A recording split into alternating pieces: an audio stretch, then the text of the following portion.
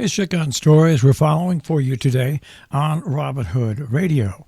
Papagano's tri-state forecast calls for a hazy, hot, and humid day. Showers, possibly a gusty thunderstorm, lower 90s.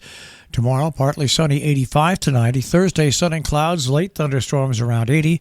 And Friday, showers and thunderstorms, 75 to 80. We'll get the full details on that tri-state forecast coming your way in just a few minutes. As a missed warning sign piled up in the investigation of mass killings, New York State is rolling out a novel strategy to screen applicants for gun permits. People seeking to carry concealed handguns will be required to hand over their social media accounts for a review of their character and conduct. It's an approach applauded by many Democrats and national gun control advocacy groups, but some experts have raised questions about the law, how it will be enforced, and address free speech concerns. Some of the local officials who will be tasked with reviewing the social media content also are asking whether they'll have the resources and, in some cases, whether the law is even constitutional. Sheriffs haven't received additional money or staffing to handle a new application process, according to the executive director of the New York Sheriff's Association. The law, he asserted, infringes on Second Amendment rights, and while applicants must list their social media accounts, he doesn't think local officials will necessarily look at them. The new requirement, which takes effect in September, was included in a law passed last week that sought to preserve some limits on firearms after the Supreme Court ruled that most people have a right to carry a handgun for personal protection. It was signed by the governor, a Democrat, who noted shooters sometimes telegraph their intent to hurt others on social media.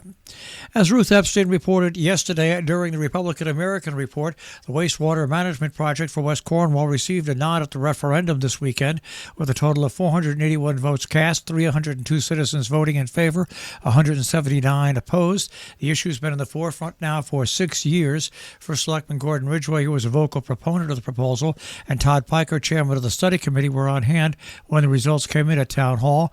Both showed signs of relief upon hearing the affirmative vote. Ridgway also praised Piker, the engineer, Steve McDonald, who came up with the design, and Kathy Weber, sanitarian with Torrington Area Health District, who provided much-needed assistance. Quote, "We're in good shape now as a town," end quote. Plunging gas prices in Connecticut compared to last month's statewide record high of $4.89 a gallon. Consumers are feeling some relief at the pump in the state. The gasoline prices in the state have been declining 27 consecutive days. The current average gas price is $4.64 a gallon, down 14 cents from a week ago and 34 cents from a month ago, but still up $1.53 from last year. It's a little lower in our local area. Connecticut ranks 27th in national gas prices, although the state used to be much higher on the list. New York COVID cases are up 5% as the BA.5 subvariant outbreaks are creeping upstate. New York's weekly COVID-19 tally increased about 5%, reporting about 43,641 new cases the week ending Sunday, up from 41,642 the previous week. New York ranked 20th among the states where coronavirus is spreading, the fastest on a per-person basis, according to the USA Today Network analysis of Johns Hopkins University data. The Massachusetts Supreme Judicial Court has rejected the challenge to the new law making early voting and vote-by-mail permanent features of the election. Mass GOP Chairman James Lyons said yesterday he plans to appeal to the U.S. Supreme Court to provide relief to prevent constitutional travesties.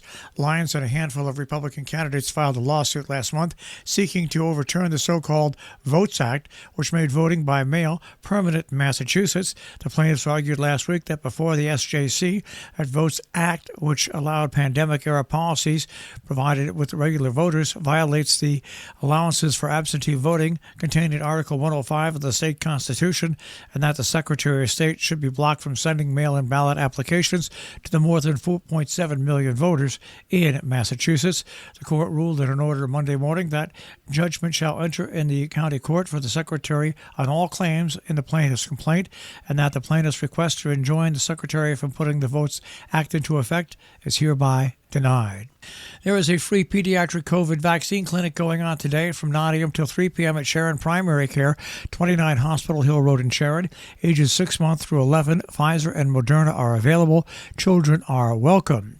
Kenyon Railroad Days will be celebrating its 58th year, and it begins on Wednesday and ends on Sunday. And also beginning on Wednesday is the Carnival at Lawrence Field. The fireworks will be on Saturday the 16th. The Carnival runs through the 16th as well.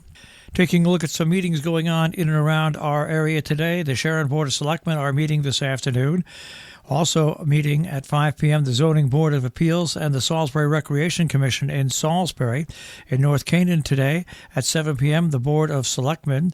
In Cornwall today, Wastewater Committee meets via Zoom at 5. Also today, Planning and Zoning meets via Zoom at 7, and the Housatonic River Commission meets via Zoom at 7:30. In Kent, the Sewer Commission regular meeting is today at 4 p.m. as well. Our business brief is underwritten by Morgan's at the Interlaken, interlakenin.com, where they feature a tapas menu.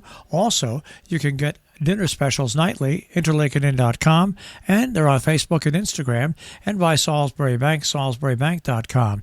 Dow Jones Industrial Average starts off today at 31,173.84, the NASDAQ at 11,372.60, and the S&P 500 at 3,854.43. We'll take a look at the tri-state forecast. That'll come your way in just one moment.